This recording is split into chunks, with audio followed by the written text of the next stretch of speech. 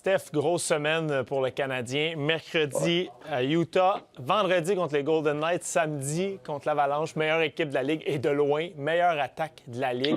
Comment tu répartirais le travail des gardiens? Et surtout, tu sais, j'ai l'impression que c'est une semaine pivot parce que ça peut, pour les gardiens, ça peut très mal aller avec les adversaires qu'ils affrontent. En même temps, j'ai l'impression que si, exemple, tu blanchis l'Avalanche du Colorado, tu repousses 35 lancés, bien, ça peut te redonner ta confiance beaucoup plus rapidement que dans un autre match.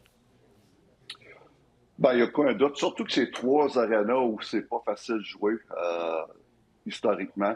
Et puis, ben, écoute, je pense que la décision est facile pour Martin Saint-Louis. Elle est facile dans le sens que Jakub Dobeš sort d'un bon match samedi passé contre les Leafs. Et je pense que c'est la décision facile, c'est de revenir avec lui pour le premier match du Ouais. voyage à Utah. Et surtout, on a 3 matchs en 4 jours sur la route dans 3 arénas difficiles, comme que je viens de dire. Et je pense que c'est facile d'y aller avec Dobeš, Sam Montembeault à Vegas et revenir la journée d'après, samedi prochain, contre Dobeš. Et je pense que ce serait une bonne situation pour Sam Montembeault de jouer à Vegas. Et pourquoi je dis ça? Parce que dans le passé, le Canadien a tout le temps très bien joué à Vegas. Et je pense que ça pourrait lui faciliter la tâche de revenir dans un contexte où on joue dans un arena où, encore une fois, historiquement, on a du succès. Tu sais, Steph, puis on en a parlé souvent, Samuel Montembeault, on le sait, connaît pas un bon début de saison. Je suis pas certain que dans le sport professionnel, il y a beaucoup d'endroits où tu peux te sentir plus seul quand ça va mal que dans le filet du Canadien au Centre Bell. Il y a eu des mauvaises performances au Ouais. Centre Bell. Est-ce que ça peut faire du bien à un gardien de but québécois, là? Parce que c'est le cas de Montembeault, Oh. d'aller garder les buts ailleurs un peu, de ne pas avoir cette pression-là de la foule au rendu à ce niveau-là, ça ne change pas grand-chose pour eux autres. Oui, et je soupçonne que c'est une des raisons pourquoi Sam n'a pas amorcé le match contre les Leafs. Peut-être qu'on voulait lui donner un break à la maison, beaucoup plus de pression, bien entendu. Et oui, il n'y a aucun doute que sortir de la ville en ce moment, ça va lui faire du bien au niveau de la pression. Écoute, Sam a besoin d'une grosse performance. Ouais. En 11 départs, a seulement 3 fois une moyenne d'efficacité de 900 et plus. 3 fois en 11 départs. Donc, et je ne veux pas m'attarder sur les stats parce que le plus important pour lui, c'est de donner une chance à son équipe de gagner au-delà des stats. Mais tout ça pour dire que oui, je suis d'accord avec toi, Daniel, le fait de jouer, d'avoir un départ sur la route va sûrement lui faire du bien au niveau de la pression, surtout de la pression là, qu'il a de jouer au Centre Bell, là où c'est pas facile. Combien ça prend de temps un gardien, Steph, pour. Tu sais, si, mettons, il affronte les Golden Knights, puis comme j'ai dit un peu tantôt dans le cas de l'Avalanche, mais il affronte les Golden Knights samedi, il repousse 35 rondelles, puis un jeu blanc. Est-ce que, en claquant les doigts, la pression, la confiance est revenue au niveau où elle doit être, ou c'est pas quelque chose qui se rebâtit en un match? Non, non. Ça reste que le prochain match va être fragile. Le prochain OK. match survient après une grosse performance et tu donnes un mauvais but en partant, Tu mais repars. déjà là, tout ça commence à rouler dans ta tête. C'est très fragile. Mais c'est la bonne façon de Ouais. recommencer quelque chose de solide. Mais il faut que ça suive par une autre bonne performance et un autre. Et après ça, mais, la confiance se bâtit de match en match. Mais il reste que ça reste fragile quand même, même après une grosse performance. Scott Wedgwood, gardien de but de l'Avalanche du Colorado. Steph, essentiellement de 2012 à 2020, c'est un gardien de but de la Ligue américaine. Il a joué quelques matchs dans la Ligue nationale, là, mais le gros de sa charge de travail, ça a été dans la Ligue Ouais. américaine. C'est un gardien, qu'on se rappelle, il a été le gardien de l'équipe Canada junior. Depuis qu'il est avec l'Avalanche, l'année dernière, une moyenne de buts alloués de 1,99, taux d'efficacité de 917. Cette année, 2,09, taux d'efficacité de 918, une fiche de 13,12. C'est un bon gardien ou il joue pour la bonne équipe ou un mix des deux? Ben, il y a un mix des deux. Il faut lui donner crédit parce Oui. qu'ils les arrêtent quand même, les rondelles. Pour ça, faut pas t'y enlèves le crédit. Mais il reste que, écoute, tu joues devant Devin Taves, Carl McCarr, Josh Manson, Ouais. Brent Burns.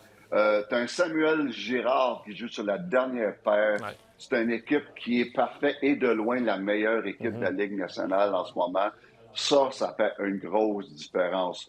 Scott Wedgwood reste que c'est un gars, en 14 ans de carrière, a joué 240 matchs dans les mineurs contre seulement 170 matchs dans la Ligue nationale. Il reste que c'est un bon deuxième qui a profité de l'absence de Mackenzie Blackwood pour avoir le filet.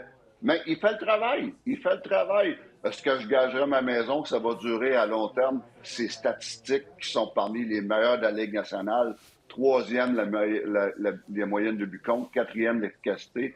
Je ne gagerais pas ma maison là-dessus. Mais il reste qu'il fait tout un travail. Et Scott Wedgwood, il faut faire attention parce que on a connu dans le passé je me souviens, moi, un Cam Talbot qui avait eu toute une saison avec les Rangers. Il avait joué 36 matchs et tout le monde pensait que c'était tout un gardien de but. Les Oilers, ils ont donné une chance comme numéro un. Ça n'a pas marché. On se rappelle de Philip Grubauer, justement, avec l'Avalanche, qui avait eu des statistiques incroyables. Et Seattle pensait d'avoir signé leur gardien de but numéro 1 pour 6 ans. Et c'était un flop total. Donc, oui, le fait qu'il joue au Colorado aide beaucoup un Scott Wedgwood, mais j'y donne crédit. Jusqu'à date, il fait tout un travail et c'est le genre de numéro 2 parfait pour ce genre d'équipe-là. À 33 ans aussi, il y a la maturité qu'il n'y avait pas les autres années. Ça aide pour un gardien de but où on dit on laisse la game venir à toi au lieu de courir après la game. Ça, c'est de l'expérience et Wedgwood est bon là-dedans. T'es Hockey Canada, Steph. Est-ce que tu tiens compte de ce début de saison-là et tu le regardes un peu plus attentivement? Tu lui donnes-tu un coup de fil ou c'est bien beau, mais il n'est pas à ce niveau-là? Non, il n'est pas rendu là. Puis l'historique n'a pas prouvé qu'il peut être un des meilleurs gardiens de but au niveau mondial. Écoute, Mackenzie Blackwood, qui a joué à peine 4 matchs pour le Colorado, est déjà en avance sur lui pour l'équipe Canada. Parfait. Connor, bien résumé. Connor Hellebuyck, blessure 4 à 6 semaines. Je ne sais pas si c'est le poids des matchs joués des dernières années. On en a déjà parlé ensemble, qui font un peu son œuvre. Le gardien de but réserviste, Eric Comrie, un autre ancien membre d'équipe Canada Junior, n'a jamais joué plus que 20 matchs dans une saison. Est-ce que les Jets demeurent une équipe de série sans probablement le meilleur gardien de la LNH? Et quand ce genre de situation-là arrive, parce que tu l'as vécu avec le Canadien Carey Price, y a-t-il un marché des transactions, pas pour aller chercher un deuxième Connor Hellebuyck, mais comment on réagit? Y a-t-il un marché des transactions ou des fois, aller voir ailleurs, c'est pas mieux finalement que ce que tu peux avoir dans la Ligue américaine ou dans ce cas-ci, Eric Comrie? Bien, c'est exactement la question qu'on se posait. Qu'est-ce qui est libre à l'extérieur? Qu'est-ce qui est disponible? Es-tu meilleur qu'Eric Comrie? Parce qu'au mois de novembre, Steph, t'as pas grand-chose de disponible, j'imagine. Les bons goalers, ils se font... C'est ça. Je faisais la liste ce matin, il n'y a rien disponible. Et puis, Eric Comrie, par exemple, ça me fait peur. Honnêtement, j'ai jamais été un fan d'Eric Comrie au niveau de la Ligue nationale. Un gardien de but à petit gabarit, un gardien de but qui n'a jamais pris le lead, même quand il y a eu des essais ailleurs. Ça n'a jamais marché. Et je disais même au début de saison que Winnipeg, je ne comprends pas qu'il ait été chercher un meilleur deuxième gardien de but pour soulager la tâche de Hellebuyck. Mais là, c'est encore pire, Hellebuyck. Exact. Mais là, c'est encore pire, Hellebuyck, 4 à 6 semaines out. On se croise les doigts à Winnipeg que ça tient avec de la broche, là, tout ça. Là. On se croise les doigts que Comrie va limiter les dégâts. Ouais. Mais c'est certain qu'on doit chercher un gardien de but d'expérience en attendant qu'il ne nous coûtera pas cher. Exemple, un Matt Murray, peut-être un Capo Kakkonen. C'est ça, c'est lui, je pensais. Exact. Ville Housseau, qui est dans les mineurs, il pourrait temporairement... Philippe Grubauer, on vient d'en parler. Peut-être qu'on regarde si on ne peut pas avoir une solution de rechange à court terme, mais on ne peut pas payer cher parce que ça reste que c'est seulement de 4 à 6 semaines. Mais il y a une affaire qui est sûre, Dan. Si Winnipeg réussit à faire les séries, à tenir le coup, mais c'est peut-être la meilleure chose qui n'est pas arrivée parce qu'Hellebuyck n'aura pas à être surtaxé comme il a été toutes les saisons. Bon point. On termine avec Devin Levi. Grosse carrière universitaire. C'était un des gros noms chez les gardiens de but à son époque. Dans la Ligue américaine, puis là, il s'est fait ramasser à Rochester par son entraîneur qui a dit que, en gros, c'est pas parce que c'est Devin Levi qui va plus avoir le filet qu'un autre. Puis il faut qu'il arrête la rondelle. Puis Steph, c'est pas la même résonance que si Martin Saint-Louis fait ça à Montréal, puis c'est pas son style. Martin Saint-Louis ne ferait pas ça. Rapidement, c'est une bonne idée, Steph, de sortir puis de critiquer son gardien? Ça peut-tu le fouetter ou presque à coup sûr, ça va faire plus de dommages que de bien? Ça fait plus de dommages que de bien. Aucun doute là-dessus. Ça se fait plus dans les années 2000-2020. Ça se fait plus. Ça se fait à l'interne. Moi, je n'aurais pas de problème comme entraîneur des gardiens de but à le faire venir dans mon bureau puis dire, gars, là, c'est wake up. Il faut que tu arrêtes le puck d'une façon ou d'une autre. Réveille-toi. Puis tu n'as aucun avantage, pas parce que tu t'appelles tel gars que tu vas voir le filet. Ça se dit très bien à l'interne, puis il faut que ça se fasse de temps en temps.